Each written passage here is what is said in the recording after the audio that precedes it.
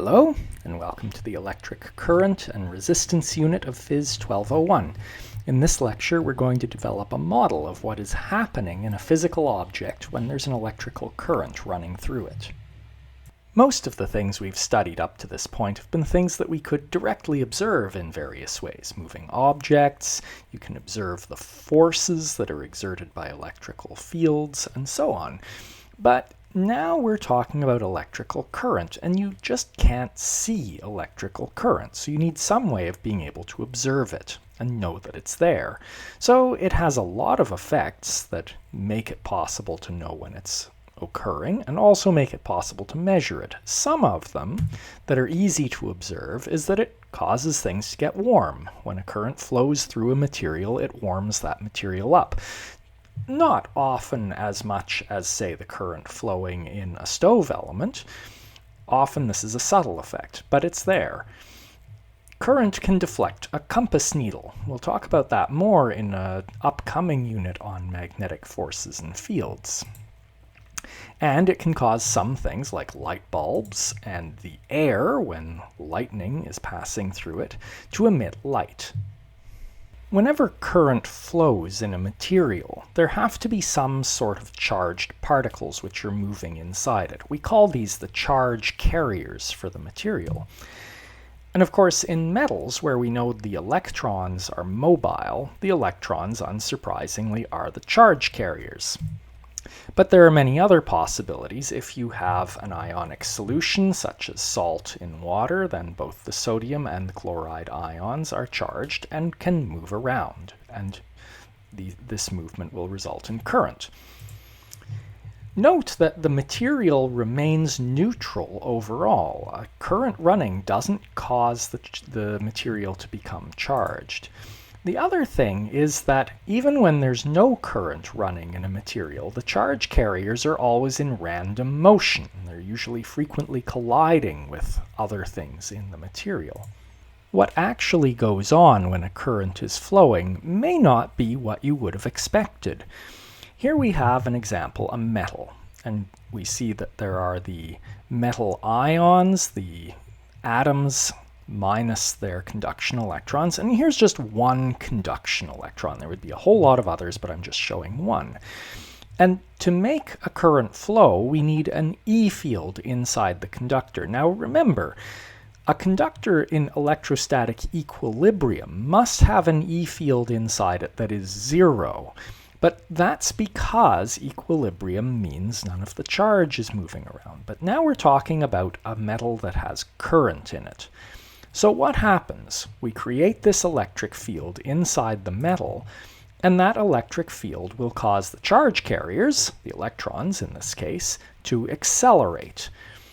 So they're still going to carry out the random motion that they always do. They're going to bounce about, bouncing off other things, but that constant acceleration for an electron in the opposite direction to the electric field, because the electron is negatively charged, is going to cause the charge carriers to gradually drift, so that superimposed on that random motion is a slow drift in some direction.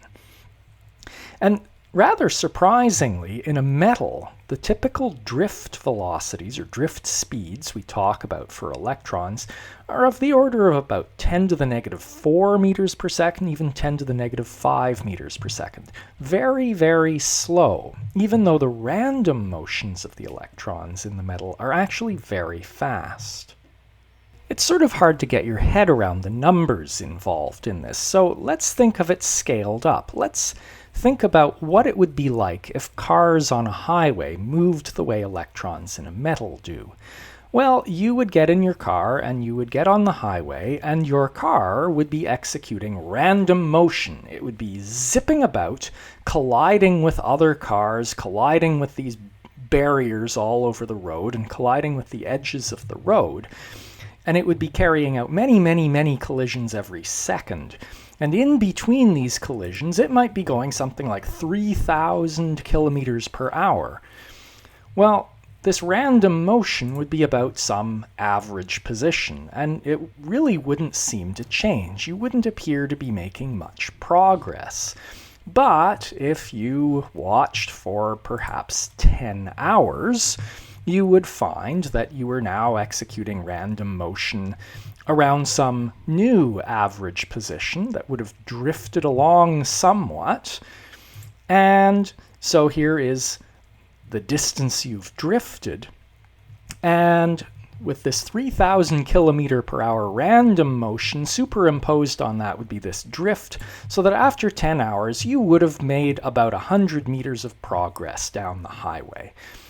So, first of all, I don't want to encourage anyone to drive this way, but second of all, you have to realize that when we impose an electric field on a metal and cause a current in it, the actual change to the motion of the electrons is minuscule, basically not noticeable. We don't make them go any faster than they would normally, even if we hadn't imposed an electric field.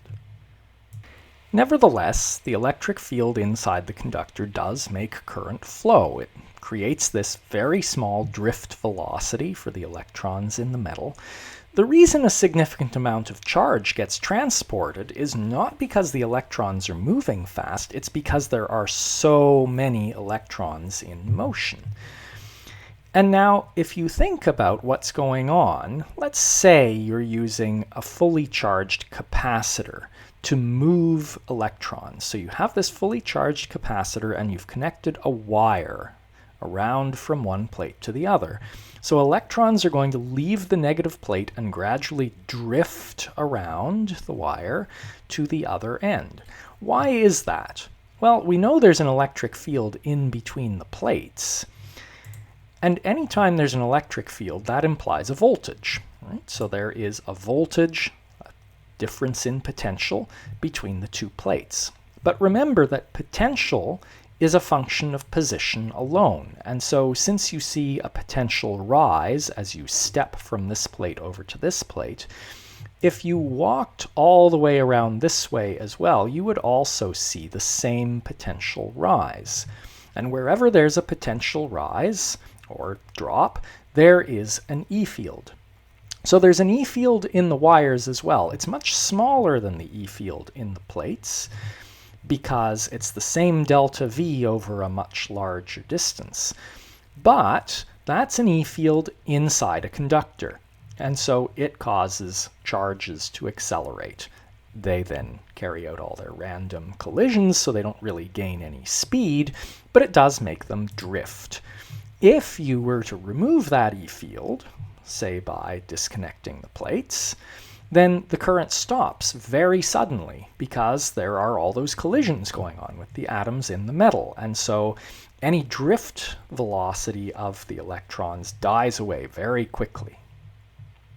Part of the reason to know about this microscopic model of what's going on with current is that it helps you avoid a very common and persistent misconception.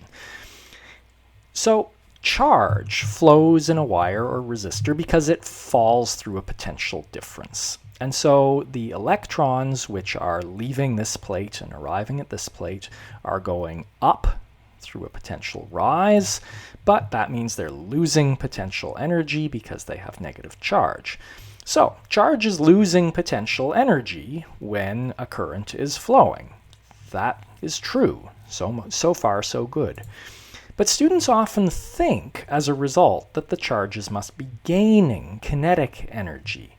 That can lead to some really wrong thinking about what goes on in circuits. That is totally wrong. As we've seen, the electrons barely move any faster because of the current than they would be normally if there were no electric field. All of that lost electrical potential energy ends up becoming thermal energy in the wire because of the electrons colliding with the atoms in the wire and transferring energy to them. So this lecture is broken into a part 1 and part 2, and as usually happens when I do that, that means I'm going to ask you a question, and you should answer it before you go on to part 2. So as usual, if you're in my course, you'll be answering that question on Moodle. If you're just watching this on YouTube outside of my course, then I'd encourage you to write down your answer and commit to it before you go on to the next lecture. So let's think about current in and out of a light bulb. Here's a wire and a light bulb, and then a wire out the other side of the light bulb, and these wires must be connected somewhere, say to a battery or something that's making current flow. And so I want you to think about the current going through point A and the current going through point B and compare them. Is the current through A bigger than the one through B? Are they the same, or is somehow the current through A smaller than the current through B? So come up with an answer and then go on to the next lecture.